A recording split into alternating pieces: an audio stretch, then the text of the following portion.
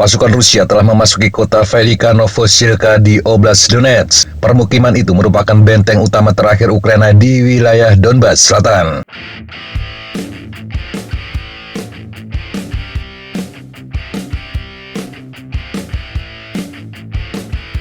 Sumber-sumber Rusia dan Ukraina mengakui kemajuan tersebut. Terletak di persimpangan Oblast Donetsk, Zaporizhia dan Dnipropetrovsk, kota itu dapat memberikan pasukan Rusia rute potensial untuk maju ke Dnipropetrovsk.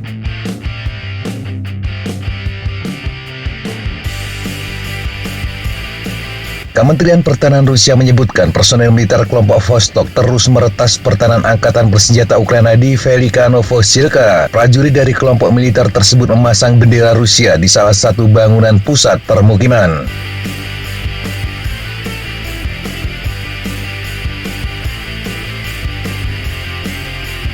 Kelompok pelacak sumber terbuka Deep State Ukraina mengkonfirmasi penilaian tersebut. Dikatakan Rusia berhasil maju ke pinggiran timur. Rusia juga menduduki sebagian kecil jalan utama permukiman, tempat mereka merekam video.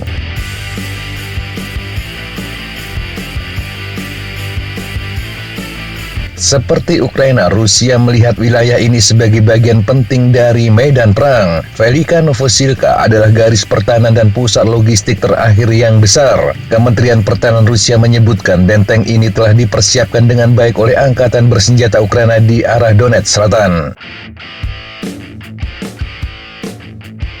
Meskipun Rusia berada di tengah-tengah permukiman tersebut, perebutan kendali atas permukiman masih berkecamuk. Namun seorang pejabat militer Ukraina mengatakan kekhawatiran bahwa permukiman tersebut dapat dikepung.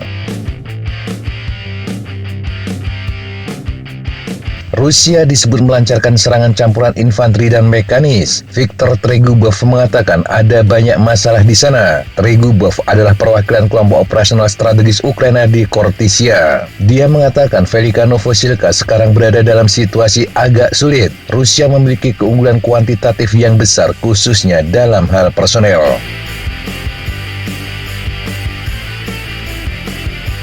Yang memperburuk keadaan adalah tata letak geografis daerah tersebut, termasuk sungai yang membelah desa hingga mempersulit manuver pertahanan. Sebagai bagian dari upayanya untuk mengepung Velika Novosilka, pasukan Rusia berupaya menguasai rute akses ke desa tersebut melalui tembakan gencar.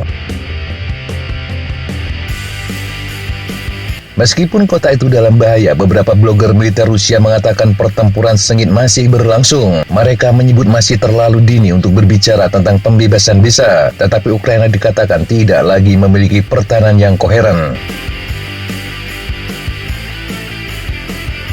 Blogger militer Rusia Oleg Sarov menyebutkan pertempuran terjadi di seluruh desa. Ukraina menguasai sejumlah pertahanan beton, tetapi Rusia secara bertahap maju. Wilayah yang dikuasai di tengah meluas.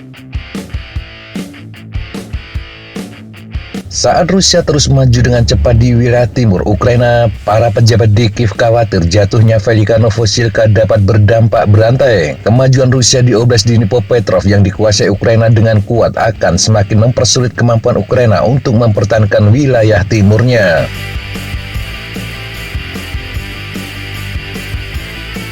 Di garis pertempuran lain, pasukan Rusia juga maju ke arah Pokrov di tengah pertempuran yang terus berlanjut. Para blogger Rusia mengklaim pasukan Rusia telah menjadi lebih aktif di dekat Kalinove timur Pokrov. Selain itu juga meningkatkan tekanan pada Oleksandropil di barat laut Kalinove.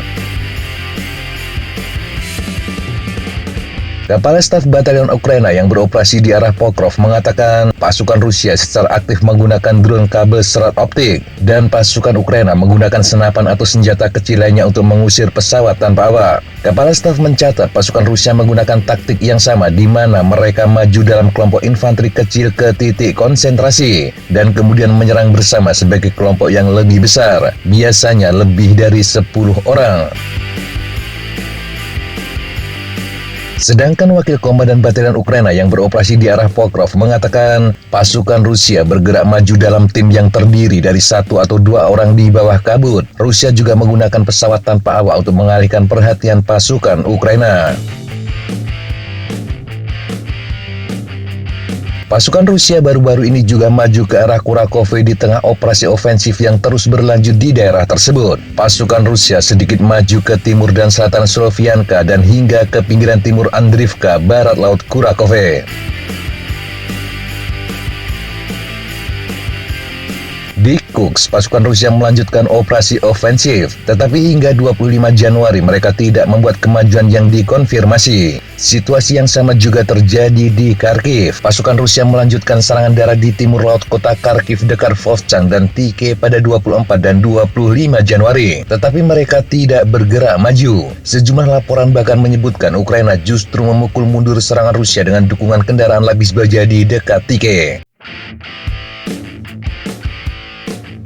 Pasukan Rusia juga melanjutkan serangan darat ke arah Chasiv Yar tetapi tidak membuat kemajuan yang dikonfirmasi. Sedangkan ke arah Torets, Rusia maju dengan lambat. Rekaman yang diterbitkan pada 25 Januari menunjukkan pasukan Rusia baru-baru ini maju di sepanjang jalan Mikhail Rusekovo dan Pirohova di Torets Utara.